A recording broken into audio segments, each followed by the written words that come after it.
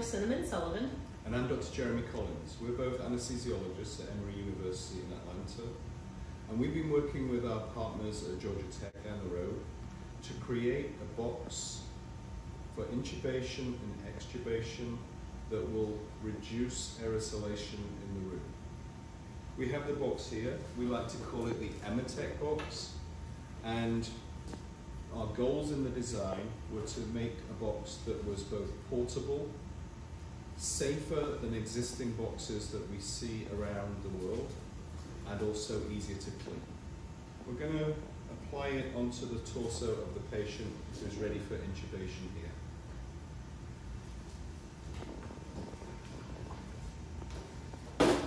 This design has a latch so that it is secure when you're transporting it around the hospital. You lay it on the patient's bed. You lay it back so it doesn't hit the patient's head. And it very quickly comes up and rests on the armboards. Notice that these handles act as secure points.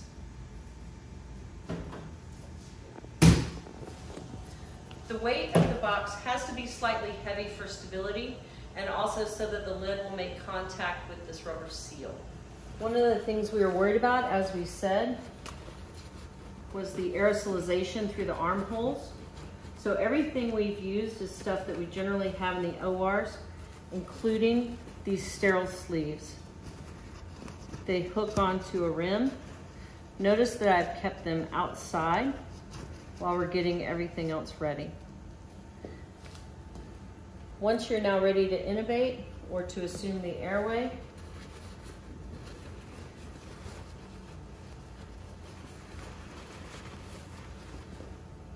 your arms go into the sleeves.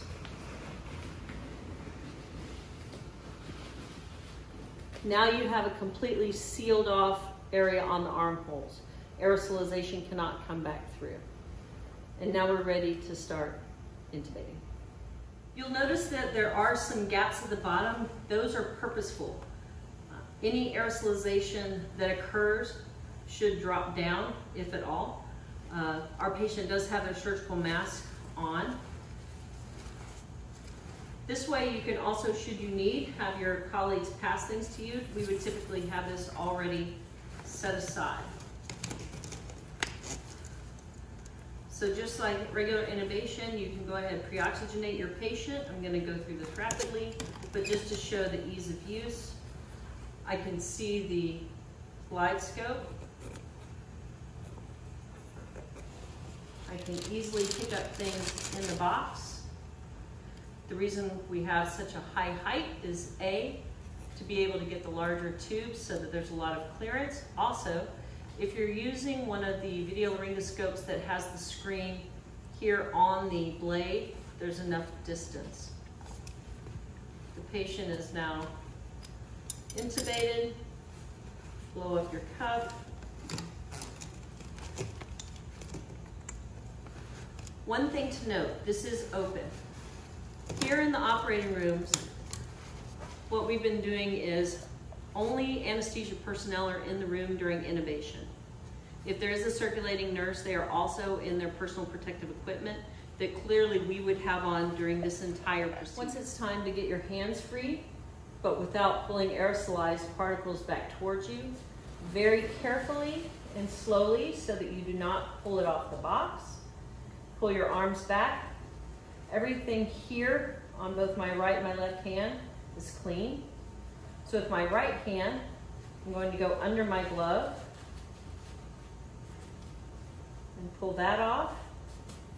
I'm going to go to the inside of my glove here, pull that off.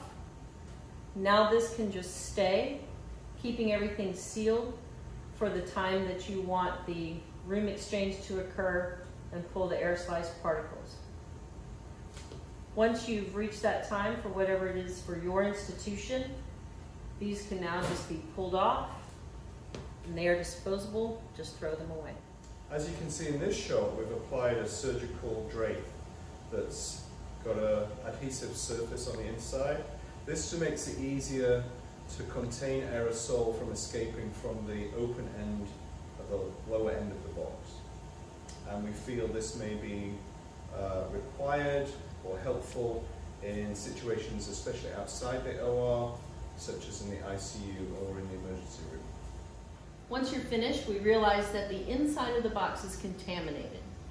So, to handle that and realize that these handles are not contaminated, you flip that over, your colleague can wipe down the top. You might want to keep this box in your operating room for extubation later. Your colleague wipes down the top. These are clean. Fold it down. Now your colleague can take a clear drape.